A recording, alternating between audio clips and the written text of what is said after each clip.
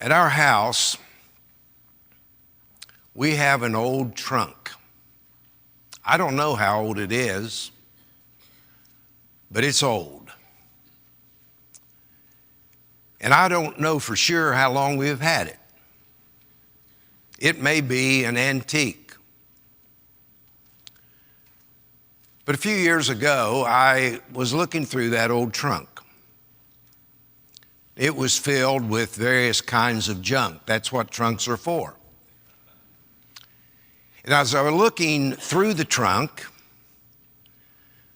I found some money. There were $1 bills and $5 bills and $10 bills and $100 bills. And I wondered, where did that come from? And what should I do about it? It wasn't mine, except as the trunk belonged to me. What do you think I should have done?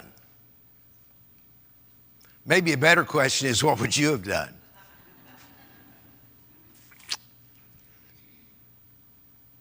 There is a story that Jesus told about which we've read tonight.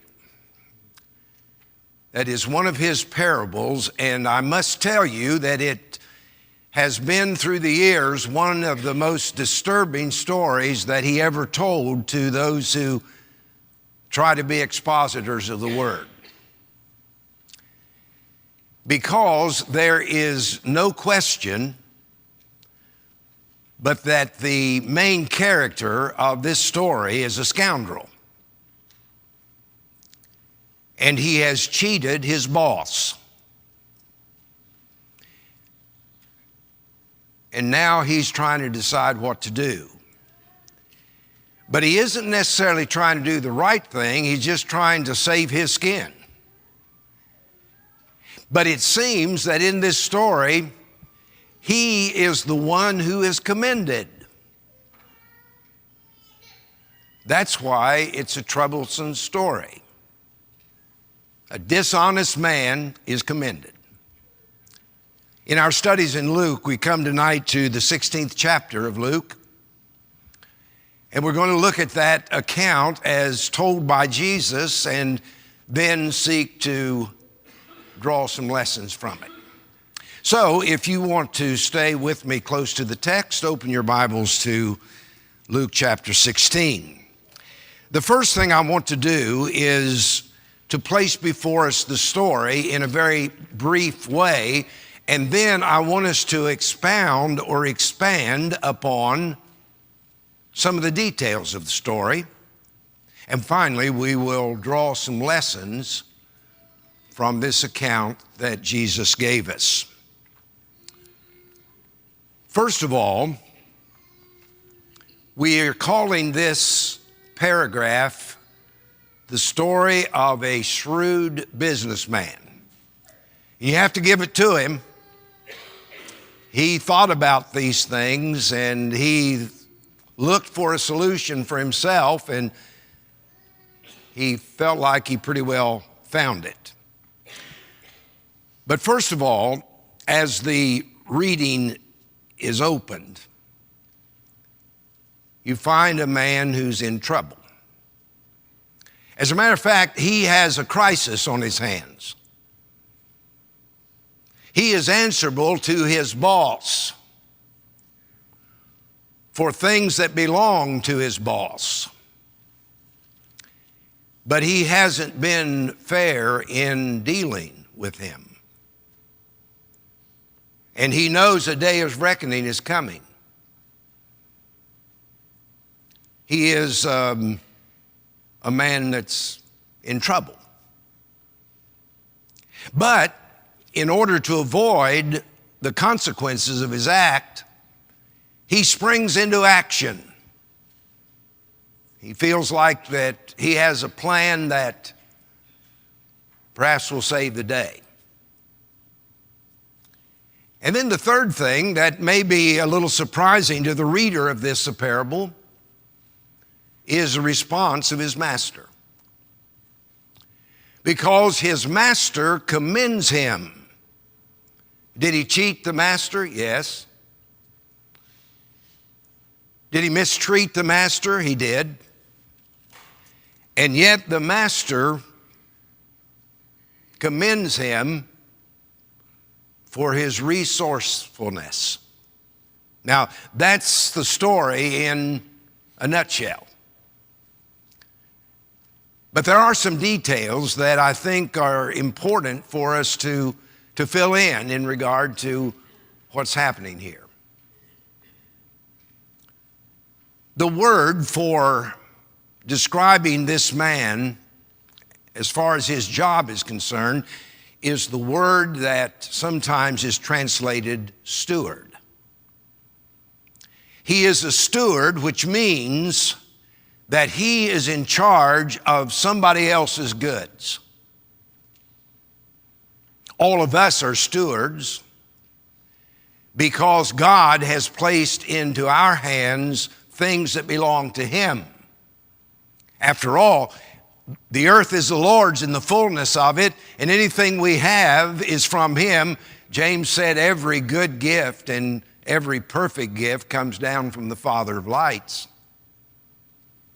He blesses us, but as stewards in charge of that which belongs to another, it is required that we be found faithful. Paul himself says that about the stewards of the gospel. It is required of a steward that a man be faithful. Well, this man is anything but faithful. But he's a steward in charge of another man's goods. And I want to supply a word here that I think describes or states his position. He was an agent for his master. His master is a large landowner, no doubt. He is a large farmer. And we'll see how we know that in just a moment. But he, the master, places what he has in the hands of his agent, the steward. And the steward's responsibility is to go out and find people who will farm that land and give a portion of it to his master. But the thing that is happening is that the agent, the steward, is skimming some off the top for himself. And not only is he skimming some off for himself, the master finds it out. And he is accused of being unfaithful to the master, which he was. And his master says, you can no longer be a steward. But his stewardship didn't come to an end that very instant. He had some time available to him, and he's wondering, what am I going to do? And he came up with a plan that he thought would give him an out. But the accusation is, you're not a good steward. You're not faithful to the task you've been given. Now, as the story unfolds, he comes to those that have contracted for the master's land, and he asks them, how much do you owe my master? Now, that's what the text says. And the answer in verse 6 is 100 measures of oil. Let's put that in perspective. That is the annual produce of a very large olive orchard. This is not what the normal person or what the average person would own. It is a large landowner. And these people that have made an agreement have apparently said, for this amount, we'll keep this amount, and the rest will go to the owner. And there was some kind of an agreement there. That means that this oil that is owed would be 3 years of an ordinary person's income. So we're not talking about something small here. He came to another and said, "How much do you owe?" And he said, 100 measures of wheat. And he said, "Sit down and write 80.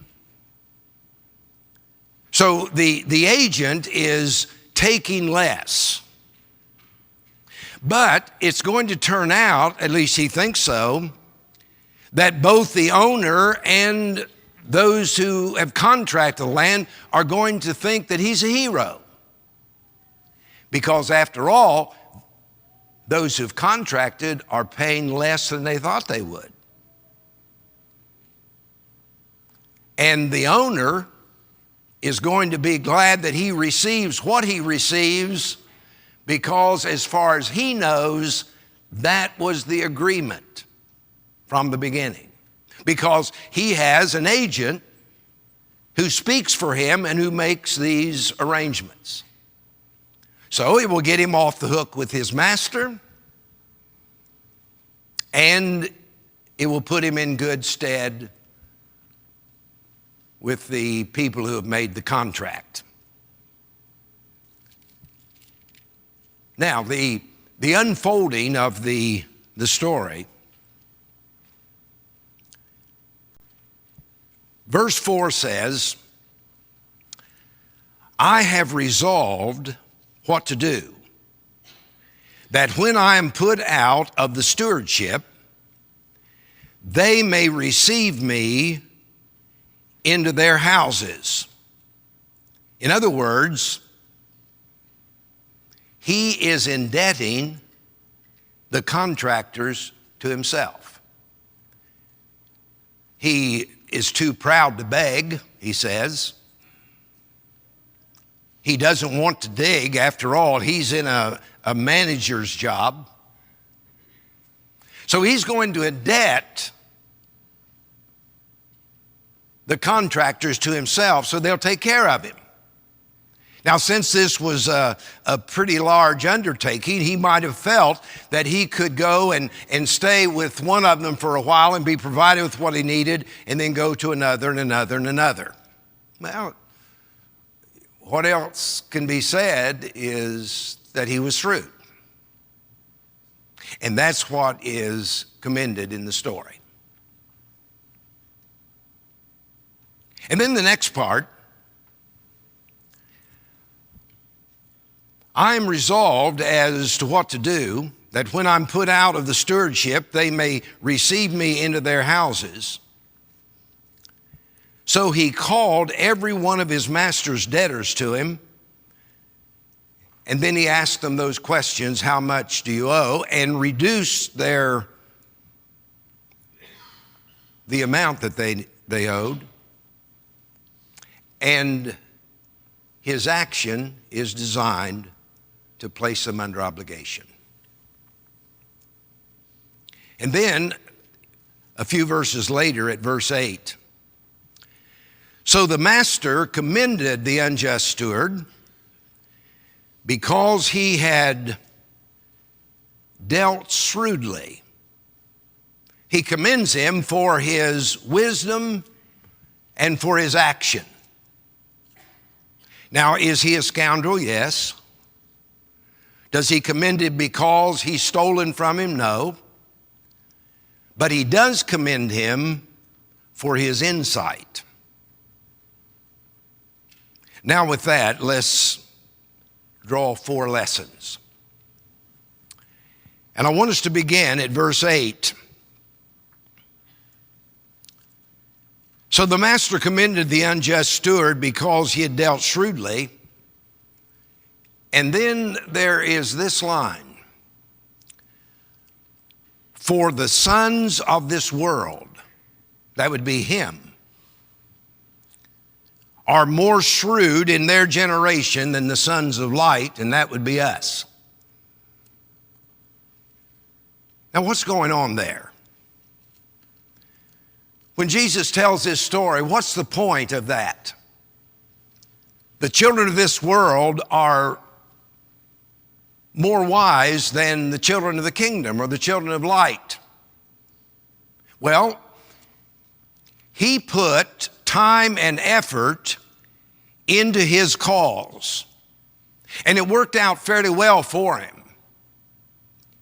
And Jesus is saying it would be right if the children of light or children of the kingdom would put as much time and effort into the things of the kingdom as people of the world put into their affairs. And it just reminds us that we need to be doing a better job in figuring out how we're going to live this life in Christ and how we are going to best share what we know with other people. And if you never give any thought to that, then it simply means that the people of the world and in the things that interest them give more thought to that than we do kingdom business. That's an indictment. And Jesus said the sons of this world are more shrewd in their generation than the sons of light. The second thing, first there's time and effort that is put in to what one is concerned about. In verse 9, and I say to you, make friends for yourselves by unrighteous mammon. Now, mammon is a synonym for riches or for wealth or for material things. And when Jesus talks about the mammon that is unrighteous, he's talking about the mammon of the world, those who do not know God. And he says, perhaps to our surprise, make friends for yourselves by unrighteous mammon, that when they fail, and just underscore that in your minds, because the fact is that all material things are going to fail. They're not going to always be around. If somebody puts their trust in those things, they're going to be disappointed. But while we live waiting for the glorious appearing of the Lord at the end of this age, he wants us to use what is at our disposal to lay up treasure in the eternal kingdom of God. You remember Jesus said in another place, lay not up for yourselves treasure on the earth where moth and rust doth corrupt and where thieves break through and steal. But lay up for yourselves treasure in heaven where neither moth nor rust doth corrupt and where thieves do not break through and steal. And the key to it all is where your treasure is, there will your heart be also. It's right for us to use material things that God has given us for blessing. But if all we're concerned about is material things, we're missing the point. Use your material blessings to lay up treasure in heaven. Do you remember the story Jesus told earlier in Luke about the rich farmer? He had a bumper crop and his barns were filled at harvest time and he had more grain and he asked himself, what am I going to do? And he answered his own question by saying, I'm going to pull down these barns and build greater and say to my soul, take your ease, eat, drink, and be merry. Do you remember how the Lord responded to that man? He said, you fool. You fool, because you're going to die, and one day material things are going to be gone, and when you die, whose are these going to be? And when the end comes, where will they be? And in this story, Jesus is emphasizing, use today's blessing to help prepare for the world to come, because the barns of the rich man that were filled with his goods are the people for us who are around us. And we need to be seeking to meet the needs of those that we know and those that we meet. And by so doing, we lay up treasure in heaven. Now let's come to verses 10 through 12. Jesus said, "He who is faithful in what is least is faithful also in much. And he who is unjust in what is least is unjust also in much. Therefore, if you have not been faithful in the unrighteous mammon, if you haven't been faithful in using what we have in our hands in this life, who will commit your trust to true riches? And if you have not been faithful in what is another man's, who will give you what is your own?" Now, I believe that he's talking here about service and reward. If you want to be given additional responsibility, be faithful in the responsibility you now have. If you want great reward, be faithful in what you have in your hand right now. Fred Craddock made this statement I want to share with you. He says, Jesus commends faithfulness in little things. Life consists of a series of seemingly small opportunities. Most of us will not this week christen a ship, write a book, end a war, dine with the president, convert a nation, or be burned at the stake.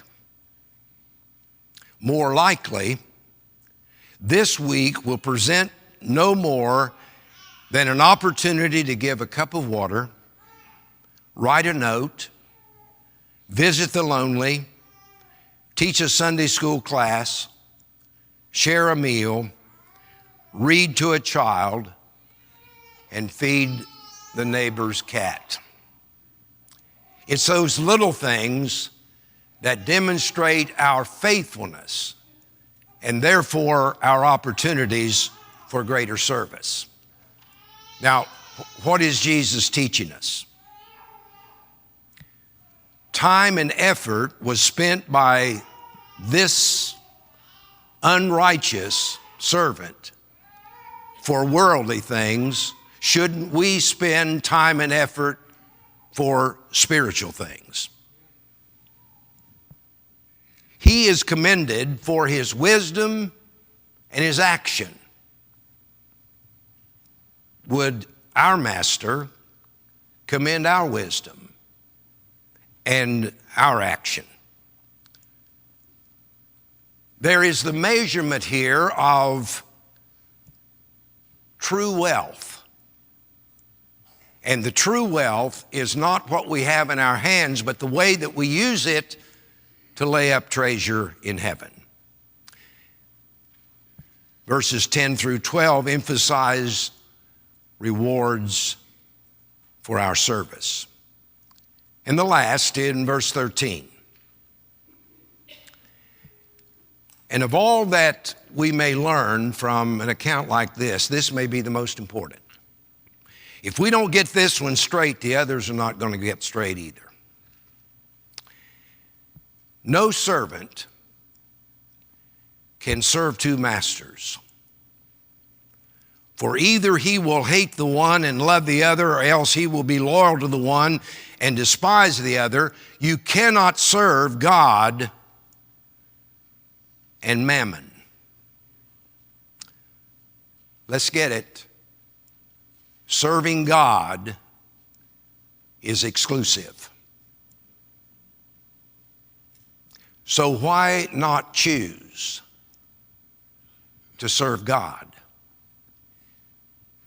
That doesn't suggest to us that there are not a number of other things in our lives that are of great importance. But our problem is usually not determining what is important and what is unimportant. Our problem is determining what is most important. And if what I'm seeing and what I've seen through the years is any indication, there are a lot of folks that don't have a clue about what is most important. And maybe the saddest thing about that is that often those very people occupy the pews of our buildings.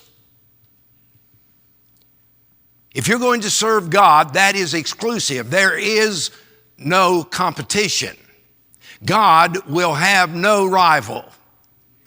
We got to get it straight, first of all, that God is there and everything else is beneath that. And if, in fact, we get that straight, everything else is going to take on added meaning. Did you know that? Everything else will fit if we get the big thing proper in our minds. And unless we get our relationship to God right, the rest doesn't matter very much. Hope we can learn something from Christ. God will have no rival. By the way, you know that money that I found in the trunk? What do you think I should have done with it? What would you have done with it? Well, I'll tell you what I did. I put it back in the box, put the lid on it, put it back in the trunk, for that was the only proper thing to do with monopoly money.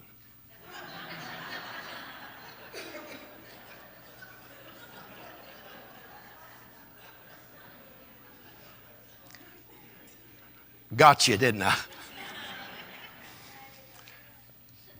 Let's go from this place tonight,